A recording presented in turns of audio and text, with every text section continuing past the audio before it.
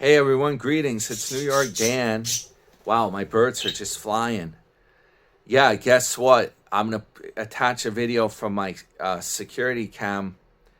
I saw these guys showed up this morning to shovel the driveway, shovel the path for the neighbor. Man, I felt bad for him. It was blowing a gale out there. I'm like, this is too early to start shoveling. I'm going to go out this afternoon and do a real video for you guys. I'm just going to post this as a quick short. Hit the thumbs up. Your friend, New York Dan, and he's snowed in.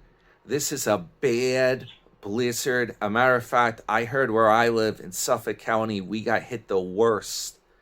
Worse than New York City. Yeah, we got it, folks. I'll show you some footage. I'll put footage from, it looked like the storm was really bad at like 3 or 4 in the morning. I put a clip there that I found a car going down the street.